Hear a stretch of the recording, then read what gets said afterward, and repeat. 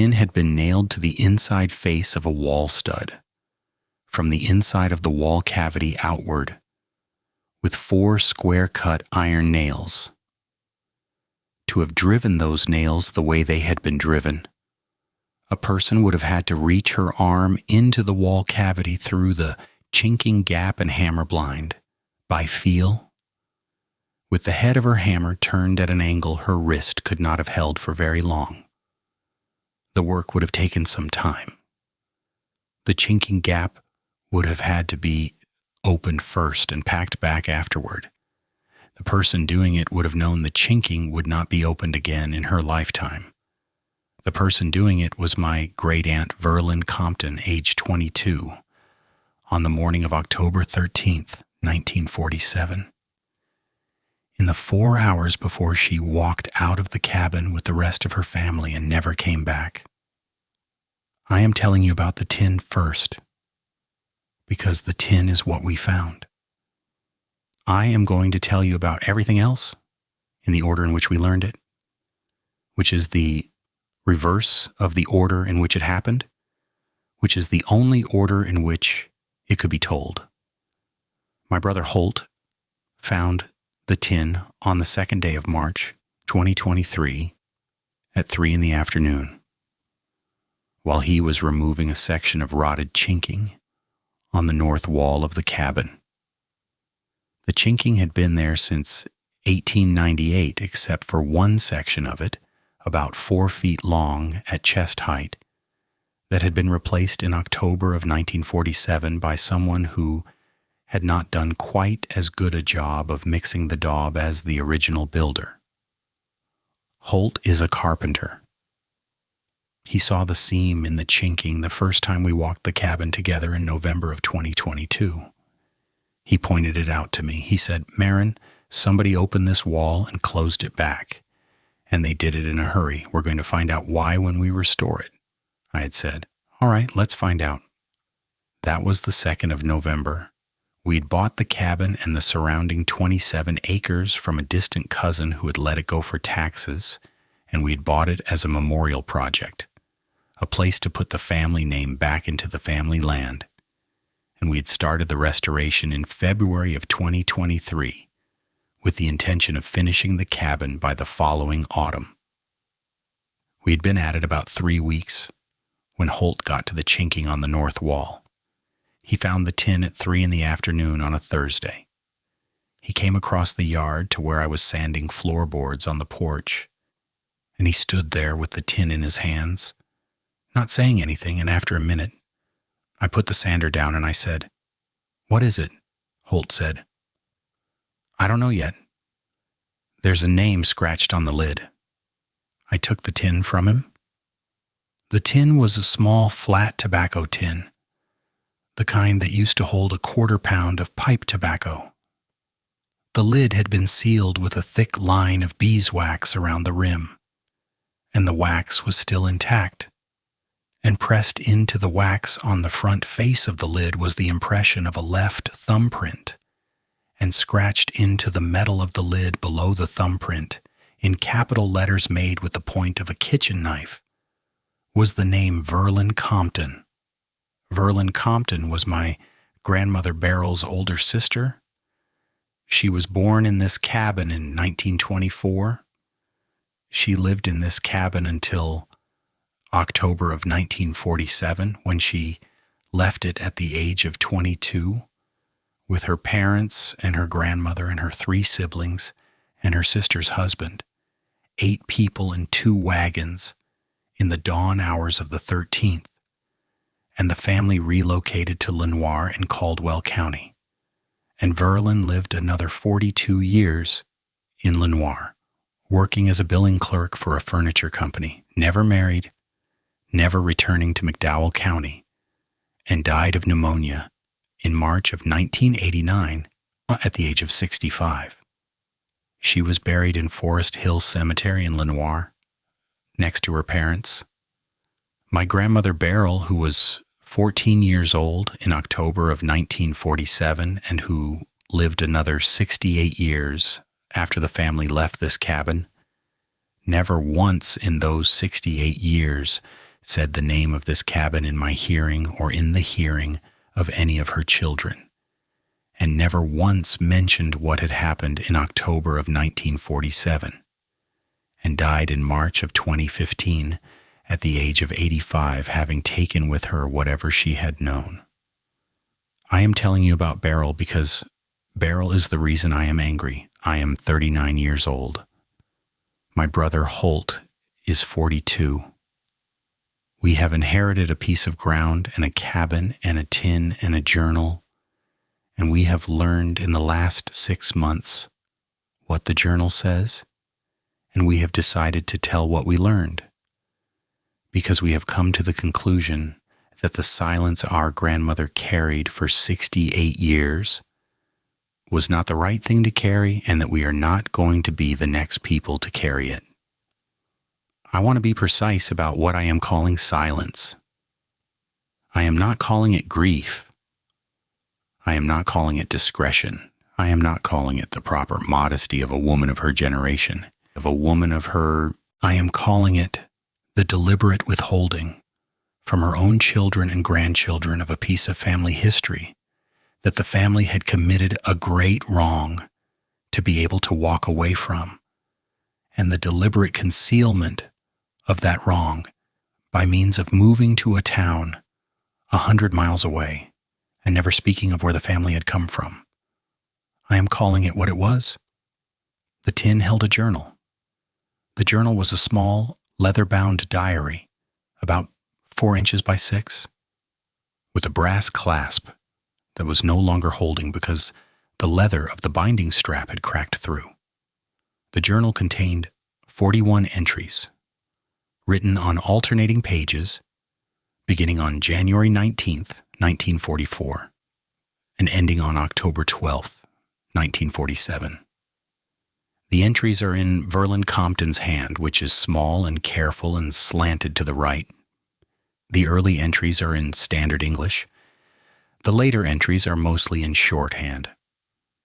The shorthand is a Pitman-style system that Verlin had clearly taught herself from a book, with idiosyncratic substitutions for proper names and place names and certain key verbs.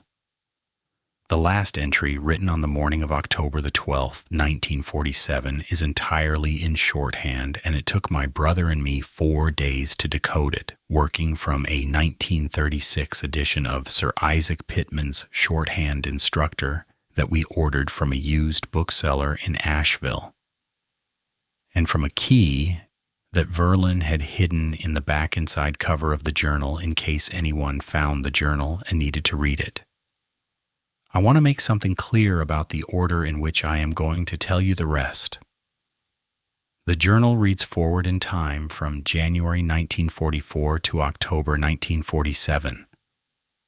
We did not read it that way. We read it backward, starting with the last entry because the last entry was at the top of the stack when we opened the tin, and because we wanted to know what the journal was about before we waded into 3.5 years of daily life. We read the October 12th, 1947 entry first. We then read September 1947, then August 1947, and so on back, decoding shorthand entries first, because those were the entries Verlin had been most careful about, and reading the clearer entries with the context of what we had already learned from the harder ones. By the time we reached the first entry, written on January 19th, 1944, we understood what had happened. The first entry, in clear English, made everything click into place. I am going to give it to you in the same order. I am going to give you the consequences first, and the causes will arrive in their proper places, and the originating moment will be at the end, where it was at the end for us. The last entry of the journal, October 12th, 1947, decoded reads as follows. I am paraphrasing only where the shorthand notation does not lend itself to direct rendering. Where Verlin used a specific phrase, I'm giving you her phrase. She wrote that the family had met after supper. They had met in the front room. Granny Murdy had been in her chair. Her father, Hardy, had stood. Her mother, Lula, had sat at the table with her hands flat on the wood. Hetty had sat in the corner with her face turned to the wall. Ralph, who was 13 by then, had been sent up to the loft and had not stayed there. And Verlin had known from the sound that he was sitting at the top of the stairs listening. Beryl, who was 17, had been in the kitchen at first and had come into the front room when the conversation began and had stood by the doorway. Verlin had been at the table across from her mother. Otto had not been in the room. Otto had been in the smokehouse. Otto had been in the smokehouse since Friday night. Otto had been put in the smokehouse on the night of October 10th after coming back from his trip to Marion, where he had spent that day at the courthouse and had spoken to the sheriff and had told the sheriff what he was going to tell him. I am going to stop and say something here that I am going to come back to. Verlin's entry on October 12th does not say what Otto told the sheriff. It does not say what the sheriff was going to do. It says only that Otto had come back from Marion at sundown on Friday, October 10th, and had stood in the kitchen with his coat on and had said to Lula and to Hardy in front of everybody that he had been to the sheriff and that the sheriff would be out on Monday morning and that the family had better be ready to say what was true. It says that Hardy had said, "Take that coat off, Otto. Come sit down." It says that Otto had not taken his coat off. It says that Hardy had stood up from the table and had walked Otto out the back door and across the yard to the smokehouse, with his hand at the back of Otto's neck, and had locked Otto inside the smokehouse, and had come back into the kitchen, and had said to Lula, "We have until Monday morning." That is what Verlin's entry of October 12th says about Otto on the night of October 10th. The October 12th entry then describes the family meeting on the Sunday evening. The meeting lasted, by Verlin's account, about an hour and a half. The voices were low. Granny Murdy did most of the talking. Granny Murdy was 78 years old. She had buried 2 husbands and 4 children in her life. She had lived on the property since 1894. She had a great deal of authority in the family that did not need to be claimed. She told the family, Verlin wrote, that they had 3 choices. The first choice was to do as Otto said and let the sheriff come on Monday. The second choice was to stay where they were and tell the sheriff a different story than the one Otto would tell. The third choice was to be gone before the sheriff came. She said the first choice was not a choice because the family would not survive what would come of it. She said the second choice was not a choice because Otto would not be made to tell the same story they told, and his story would carry against theirs. She said the third choice was the only choice. She said, "We will leave at dawn on Monday. We will go to my cousin Etta in Lenoir. She will take us. The cabin will be locked. The land will be left. We will not come back. We do not speak of it. We do not write of it. We do not let our children know it. Do I have your agreement?" Verlin wrote that everyone in the room said yes. Even Hetty, who'd been facing the wall the whole time, had said yes without turning around. Verlin wrote that she herself had said yes. The October 12th entry then describes the matter of Otto. I want to be careful here. The October 12th entry does not say what was done about Otto. It says only that after the family agreed, Granny Murdy looked at Hardy, and Hardy nodded, and Hardy got up and went to the back room and came back with a length of plow line. It says that Hardy went out the back door. It says that Verlin's mother, Lula, began to wash dishes that did not need washing. It says that Granny Murdy went to her chair and lit her pipe. It says that Beryl came over to where Verlin was sitting at the table and sat down next to her and took Verlin's hand and held it. It says that they sat there together for what Verlin estimated to be about 40 minutes. It says that at the end of that time, Hardy came back into the kitchen and his sleeves were wet at the cuffs. And he washed his hands at the basin and he said to Lula, "It is done." It says that Lula did not turn around. It says that Verlin went up to her room and that she opened her journal and that she began to write this entry in the shorthand she had been using more and more for the last 2 years, because she understood that there might be a time in some year after the family had left this cabin when someone in the family or someone from outside the family might find what she had written, and that it was her business to make the writing hard, but not impossible to read. She wrote that she did not know what had been done with Otto's body. She wrote that she had a guess. She wrote that her guess was the upper edge of the family cemetery, which was about 60 yards behind the smokehouse, and which already held 3 Compton graves dating from the 1860s and 1870s, and where the ground was loose enough to be dug in October with one man working alone. She wrote that she was going to take her journal and seal it in the wall before they left.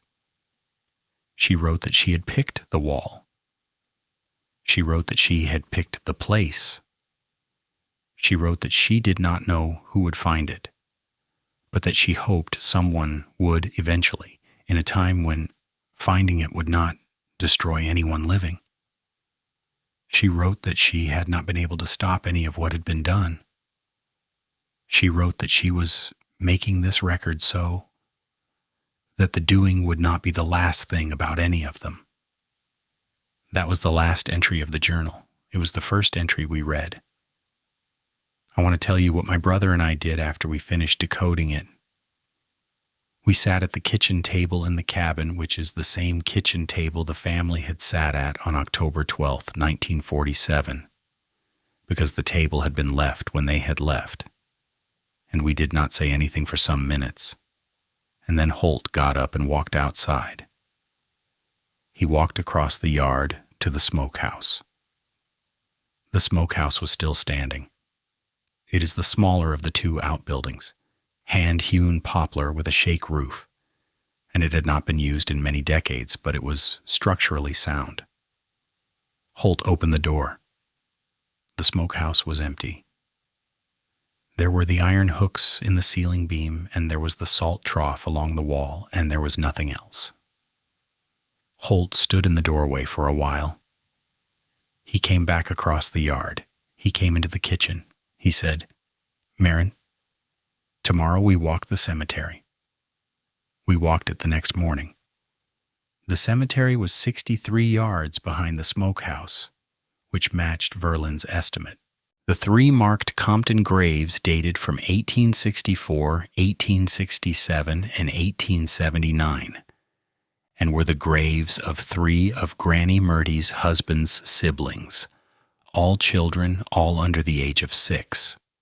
Behind those 3 graves, on a slightly raised piece of ground in the middle of a clearing that had grown up to 76 years of laurel and poplar saplings, was a shallow rectangular depression that ran north-south, about 6 feet long and 2 feet wide. The depression was not marked. The depression was the shape of a grave that had settled. Holt knelt down at the edge of it. He put his hand on the leaves at the head of the depression. He did not dig. He said, "We are not going to dig. We are going to call somebody." I said, "All right." We called the McDowell County Sheriff's Office that afternoon. A deputy came out the next day. The deputy listened to what we told him about the journal and what we showed him in the cemetery and what we knew about the family's departure in 1947 and the deputy made a phone call to the state. And a small team came out 2 weeks later. And a forensic anthropologist from Western Carolina University came out the week after that. And the rectangular depression was opened in early April under proper conditions. And what was found in it was consistent with the burial of an adult male of approximately the age and physical description of Otto Bailey, who was the husband of Hetty Compton, who had married into the family in December of 1945, and who is recorded in McDowell County marriage records and in U.S. Army discharge records as Otto Wendell Bailey, born 1918, of Old Fort, North Carolina, formerly of the United States Army Pacific Theater, last documented as a living person in the autumn of 1947. The remains have been confirmed as Otto Bailey by descendant DNA. Otto's family is being notified. The state is determining what, if anything, to charge whom with, given that every party present in the cabin on the night of October 12th, 1947 has been dead for more than 30 years, and given that the only living persons with any standing in the matter are my brother and me, and we have made it clear we have no standing to seek beyond what the historical record provides. That is the consequence of the journal. That is the most recent piece of what we learned. That is what the October 12th, 1947 entry was the record of. Everything I'm about to tell you is the chain of causation backward from there. The entries of September and August and July of 1947 are largely about Otto. I want to tell you about Otto. Otto Wendell Bailey came back from the Pacific in October of 1945 after almost 4 years of service in the Army Signal Corps, including time on Guadalcanal and on Bougainville and on Okinawa. He had grown up in Old Fort, 6 miles south of our cabin on a small tobacco farm. He had known Hetty Compton before the war. He had courted her by letter for the last 18 months of his service. He came home by Verlin's journal on a Thursday in mid-October. He was 27 years old. He was, in Verlin's first description of him, a thin man with a clean-shaven face and pale brown hair, and a habit of standing with his weight on his left foot, as if he were favoring something on the right. The right side of his lower jaw was visibly stiffer than the left, and Verlin learned later that he had taken some kind of shrapnel injury at Okinawa that had affected the small muscles of his jaw, although he could speak and chew without difficulty. He was kind to Beryl, who was 15 then. He was patient with Granny Murdy. He was reserved with Hardy. He spent most of his time with Hetty. He and Hetty married on December 14th, 1945. The wedding was at the Old Fort Methodist Church. Granny Murdy did not come because of her sciatica. Verlin stood up as Hetty's witness. Hardy walked Hetty down the aisle. Otto wore a brown suit. Hetty wore a dress that Lula had made her over the previous 3 weeks. They came home to the cabin and lived there with the rest of the family because Otto did not yet have a place of his own. The plan, by Verlin's journal, had been for Otto and Hetty to build a small house on the upper part of the property within the next year. The plan did not happen. By February of 1946, by Verlin's account, the plan had been quietly let go of by everyone in the family except Otto. Otto did not let go of it. He talked about it. He measured the upper piece of ground. He cleared brush. He bought a small load of seasoned lumber from a sawmill in Pisgah Forest. He stacked the lumber under a tarp behind the smokehouse.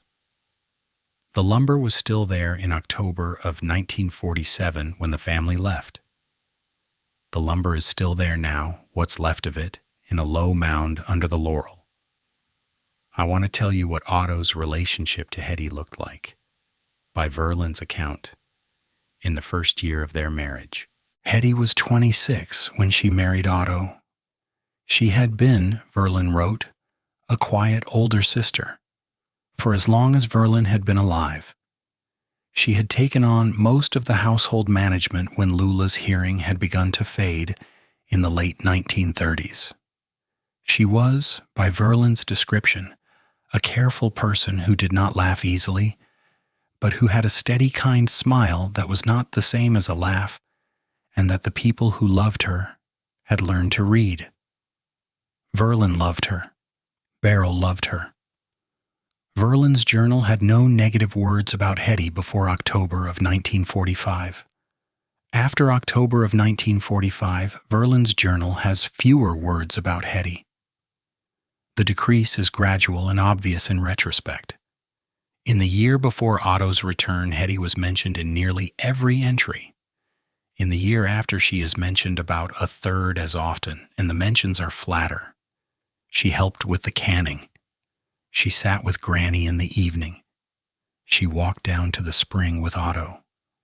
The descriptions of Hetty's smile, which had been a recurring feature of the earlier journal, drop out by March of 1946 and do not return. There are 6 entries in the spring of 1946 that I want to mention. The first, dated March 8th, 1946, in mostly clear English with one shorthand cluster, describes a conversation Verlin had with Hetty in the smokehouse on a Saturday afternoon while the two of them were checking the salt cure on a side of bacon. Verlin wrote that Hetty said to her very quietly, "Verlin, Otto has asked me something. I've not answered him." Verlin wrote that she said, "What has he asked you?" Verlin wrote that Hetty said, "He has asked me what I am afraid of. He says he can feel it. He says he wants to know so he can stop being the cause of it." Verlin wrote that she had asked Hetty, "Is he the cause of it?" Verlin wrote that Hetty had said, "No, Verlin, he is not. He is the only person I am not afraid of." The shorthand cluster at the end of the entry says, in decoded form, she is not afraid of him. She is afraid of what he will find. On the second entry I want to mention is dated April 16th, 1946 in mixed English and shorthand. Verlin wrote that Otto had asked her that morning while they were cutting kindling at the woodpile whether Hetty had ever lost a child. Verlin wrote that the question had been very direct and that she had not been ready for it. Verlin wrote that she had told Otto she did not know what he meant. Verlin wrote that Otto had said, "All right." Verlin wrote that Otto had not pressed her. Verlin wrote that Otto had kept cutting kindling for another 20 minutes and then had walked back to the house. The shorthand at the end says, "He knows. He does not know what he knows. He knows enough that he is going to find out the rest. I should have answered him. I did not answer him." The third entry I want to mention is dated May 30th, 1946, entirely in shorthand. Decoded, it reads, "Hetty wept tonight in the upstairs room. I went in. She would not let me sit with her. She asked me to leave. I left. Otto was on the porch when I came down. He looked at me. He did not speak. I went to the kitchen. He sat on the porch until I went up to bed." The fourth entry, dated July 22nd, 1946 in shorthand, decoded, reads, "Otto went into the corn crib this evening. He stayed in there for some time. I do not know what he was looking for. He came out and washed his hands at the pump. He did not look at me when he came through the kitchen. I have not been into the corn crib since 1944. I am not going to go in. I should have moved her years ago. I'm going to stop here and tell you what her means. I'm going to stop here because the word her is what told us, my brother and me, that we had reached the central thing. We had been reading the entries backward. We had reached this entry on the evening of the second day of decoding. We sat at the kitchen table. Holt put down the journal. He said, "Marin, there is a person buried in the corn crib." I said, "I think so." He said, "Or there was. Verlin says she should have moved her years ago. She says she has not been into the corn crib since 1944. The burial is from 1944 or earlier." I said, "Or she did move her, and she's talking about where she moved her from." Holt said, "We're going to find out. Let's keep reading." Backward. We kept reading backward. The fifth entry I want to mention is dated August 14th, 1946, in shorthand. Decoded reads, "Otto has asked me again. He asked me at the woodpile. He said, 'Verlin, I am not going to ask you a third time. I know my wife is carrying something. I would like to help her carry it. If she does not want my help, I will stop. I will stop tonight. But you have to tell me whether what she is carrying is something I should know.' I told Otto I would think about it. I've been thinking about it. I have not decided. I do not know what is the right thing. I am 21 years old. I do not know." The sixth entry, dated September 9th, 1946, in mostly shorthand, decoded reads, "Hetty told Otto. I do not know what she told him. She told him in the upper field. They were gone for about 3 hours. They came back at dusk. Otto did not look at me. Hetty did. Hetty's face was wet. They went up to their room. They did not come down for supper. Granny Murdy said nothing. Mama said nothing.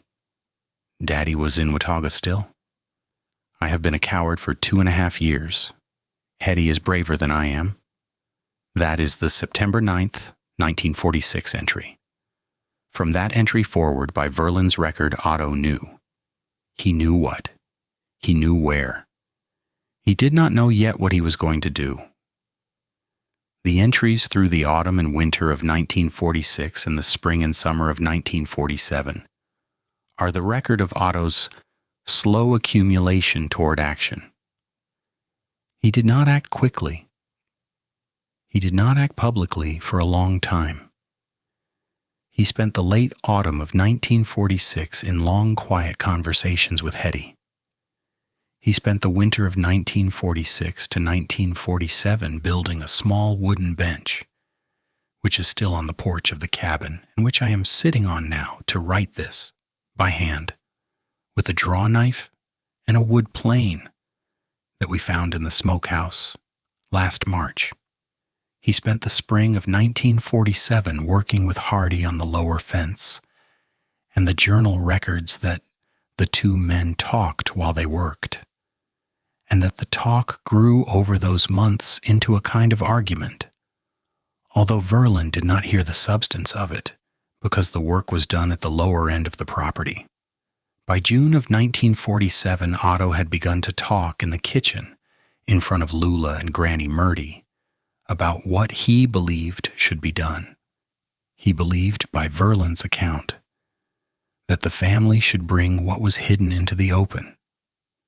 He believed that Hetty should be honored as the mother of the child she had lost. He believed that the family should not have hidden the child's burial in the first place. He did not believe that any crime had occurred. He believed, in his words as Verlin recorded them, that the family had compounded a private grief by treating it as a public shame, and that the compounding was a worse harm than the original loss, and that the way to repair the harm was to undo the hiding. I want to tell you what Granny Murdy said to him in the entry of June 21st, 1947, in shorthand, decoded as follows. Granny told Otto tonight that he did not understand what he was asking. She said the burial was not a private grief. She said the burial was a public matter that had been kept private at considerable cost. She said the cost had been Hetty's silence and Verlin's silence and Lula's silence and her own silence, and that the cost had been paid and that the paying could not be undone by talking. She said Otto was a soldier who had come home and was still acting like a soldier, which meant believing that hard things could be set right by doing more hard things. She said hard things in a family did not work that way. She said if Otto loved Hetty, he would let it be. Verlin wrote that Otto had said, "Granny, I respect you. I will not let it be." Verlin wrote that Granny Murdy had said, "Then there will be a reckoning." I want to pause here and tell you that this is the moment my brother and I, decoding backward, understood the central reversal. Up until this entry, we had assumed Otto was the disruptor, the outsider who had come into the family and had brought trouble. We had assumed his decision to go to the sheriff was the originating wrong.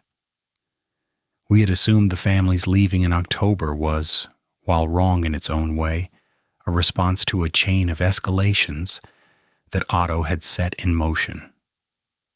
This entry of June 21st, 1947, did not say Otto was wrong. This entry, read in conjunction with the entries about the corn crib of 1944, the entries about Otto's gentle questioning of Hetty in 1946, and what was beginning to be visible in the shape of Verlin's whole record, said that Otto was the second response. The first response had been Verlin's in early 1944, when she had moved something out of the corn crib and had put it somewhere else and had decided not to tell anyone. Otto's response, 2.5 years later, had been the second response. The first response had been a young woman of 19, acting out of love for her older sister and out of fear of what the family would do if the family knew. The first response had been a protection. The first response had also been, by Otto's framing in 1947, a deepening of the wrong. The family in October of 1947, when they sat down and chose to leave rather than allow the matter to be opened, was choosing between the first response and the second response. They were choosing the first response. They were choosing Verlin's response, which they had grown to depend on over 3.5 years, without ever having known it was Verlin's response. And they were rejecting Otto's response. They were rejecting it, not because they had thought about it and disagreed, but because Otto's response would have required them to bear something they had been spared bearing, and they were not willing to bear it. They chose Verlin's response by killing Otto. Verlin hadn't asked for that. Verlin had been a quiet witness to it. Verlin had been horrified by it. Verlin had made the only act of resistance available to her on the morning of October 13th, which was to seal her journal in the wall of the cabin and walk out with the family and never come back. I want to tell you about Verlin during this period. Verlin in 1947. Verlin was 22. She had been carrying the truth of the corn crib for 3.5 years. She had been carrying it alone by the journal, although she had at some point told Otto in pieces after Hetty had told Otto in September of 1946. The entry of October 4th, 1946 says, Otto came to me at the woodpile. He said, Verlin, I know what Hetty told me. I am not going to ask her anymore. But I want to know what you did. I think you did something. Will you tell me? I told him I did. I told him I'd moved her and where I'd moved her to and why. He thanked me. He said, you were 19 years old. I'm not asking you to defend yourself. I want to know what is at stake for you going forward." I told him I did not know what was at stake. He said, "Then we will find out together." Otto and Verlin, by the entries of late 1946 and 1947, had become a kind of small alliance within the larger family. They did not act together publicly. They did not speak of the matter in front of the others. They sat together on the porch occasionally in the evenings. They cut firewood together. Otto called Verlin Verlin and not Verl, the way Hardy and the rest of the family did. Verlin recorded this in an entry of January 30th, 1947 in clear English, as if she were noting a small kindness she had not been expecting at her age. She was a young woman of 22 who had been carrying a thing alone for 3 years, and who had come, in the year before her family killed her sister's husband, to the experience of having one other person know. The October 12th entry mentions Otto by name 3 times. The first time when describing his return from Marion. The second time when describing the family meeting and the decision. The third time in the final paragraph, after Hardy had come back into the kitchen and Lula had not turned around, is in a single line of shorthand that decoded reads, "Otto knew what we were. He came in anyway. He stayed when he saw. He loved her after he saw. He did not turn his face away from what was hidden. The rest of us did. The rest of us couldn't stand to be looked at the way Otto looked at us." That is what Verlin wrote about Otto on the night her family killed him. The entries through the spring of 1946, backward through 1945 and 1944, are the slow undoing of the surface piece. They are about the things that did not happen. Hetty did not laugh. Hetty did not sing in the kitchen. Verlin did not go into the corn crib. The corn crib stood at the lower edge of the yard. It was the same corn crib it had been for 40 years. It was just a corn crib. Nobody who did not know would have looked at it twice. Verlin walked past it every day. She did not enter it. She had not entered it since the night of February 4th, 1944, when she had finished what she had begun in late January. I am going to tell you now about the corn crib. The entries between January and April of 1944 are the part of the journal we read last. They are in clear English. They are the entries of a 19-year-old young woman who had not yet decided whether she was writing for herself or for a future reader, and who had not yet learned the shorthand that she would later teach herself, and who therefore wrote everything plainly, because she had no other way of writing. The first entry is dated January 19th, 1944. It begins as follows. "I am writing this because I do not know who else to tell. I do not know if I will ever tell anyone. I am writing it so that I do not forget what I saw, and so that I do not forget what I have decided to do about it, and so that if anything happens to me before I am able to do what I have decided to do, someone will know what was." The entry then describes that on the evening of January 16th, 1944, 3 days earlier, Verlin had gone down to the corn crib to fetch a tin of dried beans for Lula's supper preparation, and that she had moved the second sack of seed corn aside to get to the bean tin, and that behind the second sack of seed corn, in the back corner of the crib, she had found a small bundle wrapped in a piece of unbleached flour sack cotton, and that she had picked the bundle up. The bundle held the remains of an infant. The infant had been very small. The infant had been recently delivered by Verlin's estimate within the previous 3 or 4 weeks. The infant was dead. The infant had been dead for at least 3 weeks, by the condition of the remains in the cold of the corn crib in January. The infant was wrapped in the cotton. Tucked inside the cotton beside the body was a small wooden teething ring of unfinished hickory about the size of a man's thumb, with a small loop of waxed brown thread tied through a hole at one end. The ring had been carved by hand. Verlin recognized the work.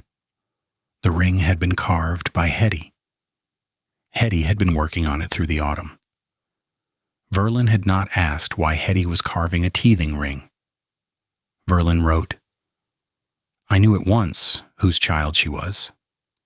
I did not need to ask Hetty. Hetty would have told me if I had needed to ask. Hetty had not told me because she had not been ready to tell me.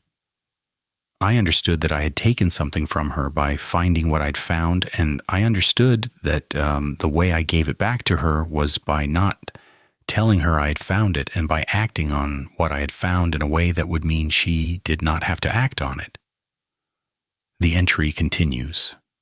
Verlin wrote that she had taken the bundle out of the corn crib and had carried it up the hill behind the cabin to the small clearing above the spring house, and that she had buried the bundle there, in soft ground under a flat stone that she had set in place to mark the spot for herself, and that she had said the parts of the burial service she remembered from Reverend Hollifield's Sunday morning service, and that she had walked back down to the cabin, and that she had washed her hands at the pump, and that she had gone into supper and had not said anything.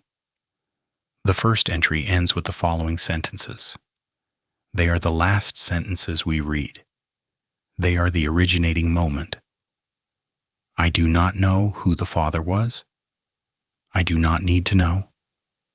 Hetty has the right to keep that to herself.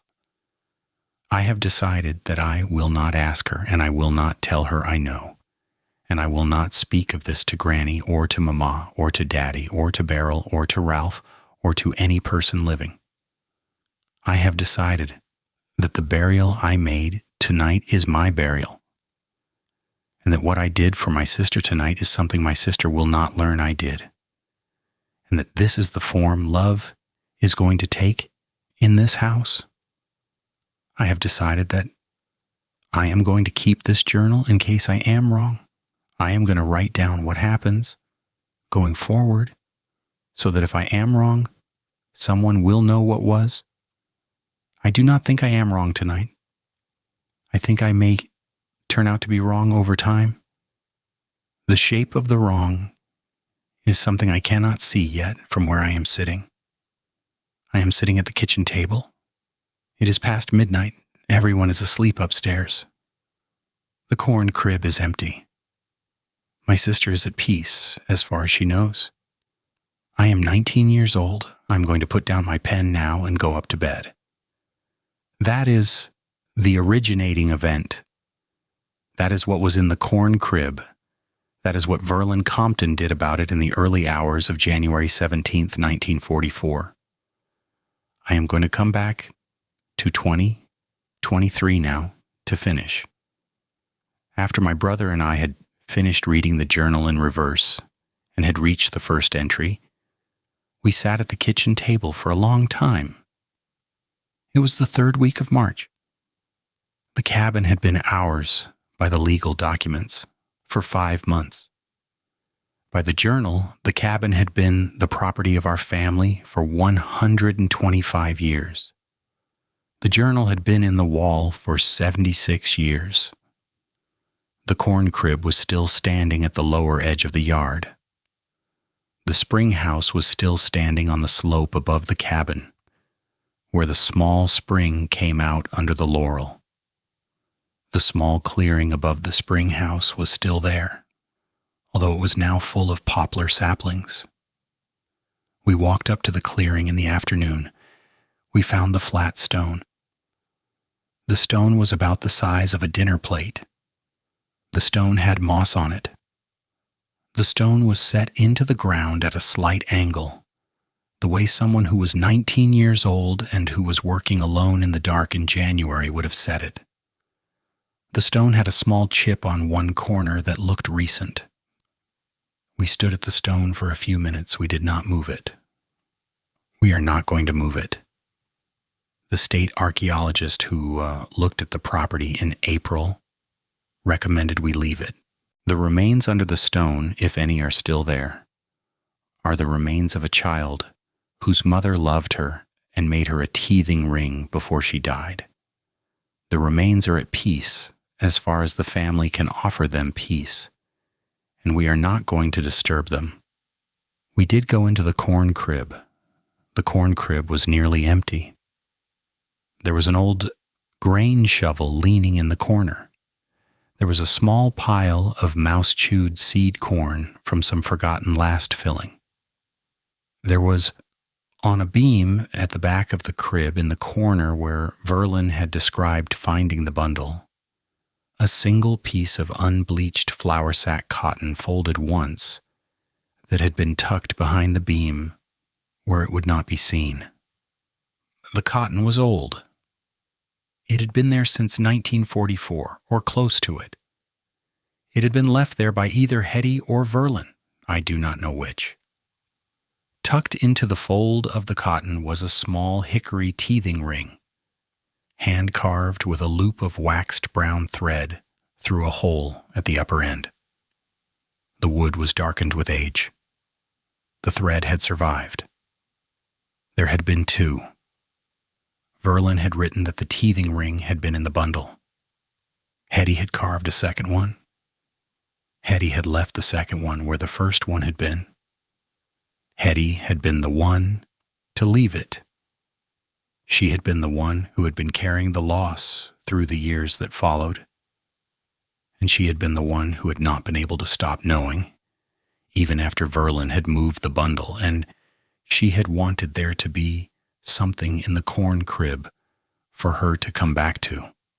The corn crib was where her child had been for some weeks of January 1944, and she had needed something to keep being there. I took the teething ring out of the cotton. I held it in my hand. I held it for some time. It is about the size of a man's thumb. The waxed thread is rough against the fingers. The wood has darkened from light hickory to a color that is almost black on the surface from 79 years of corn crib dust and seed oil and the slow, patient work of time on unfinished wood. I have decided to keep the teething ring. I have decided to keep it because I am the next woman of the family to be on the property, and because Hetty has been dead since 1979, and because Verlin has been dead since 1989, and because my grandmother Beryl knew everything I have just told you, and lived with it for 68 years, and held me on her lap as a child without telling me, and I am furious at her, and I am keeping the teething ring as the working object of that fury, so that I do not put the fury down before I have done something with it. I have decided that what I am going to do with the fury is tell. This is the telling. I have nothing more to say about my grandmother Beryl, who took with her into the ground in March of 2015 what she had been told to take with her in October of 1947 by a 78-year-old woman who had decided that her family's survival required the silencing of an honest man, and the silencing of his honest wife, and the silencing of the truthful younger sister who had been carrying the matter alone since she was 19. That silencing held for 2 more generations. It held until my brother and I bought back the cabin. It holds no longer. The teething ring is on the kitchen table in front of me. The grain of the hickory is visible at the polished places. The loop of waxed thread is intact. The corn crib is empty. The smokehouse is empty. The clearing above the spring house has a flat stone in it that we are not going to move. The unmarked grave in the cemetery has been opened and the person in it has been given his name back. The cabin has had its wall opened. The journal has come out into the light. It is the third week of September of 2023. Holt is on the porch, sanding the bench Otto built. The dog is asleep at his feet. The wind is coming down the hollow from the north. There is the smell of wood smoke from somewhere up the road. The wax on the seal of the tin is still on the table beside the journal, with my great-aunt Verlin's thumbprint still pressed into it. Perfect. The way she pressed it on the morning of October 13th, 1947, before she nailed the tin to the wall and reached her arm out of the wall cavity and replaced the chinking and walked out of this cabin and lived another 42 years without speaking of any of it, and died in a single bed in a rented apartment in Lenoir on a Tuesday morning in March of 1989, with the teething rings matching cotton wrapper in the bottom drawer of her dresser, where her landlady found it and threw it away the next week. The teething ring is small. The teething ring is in my hand. I am going to put it down now.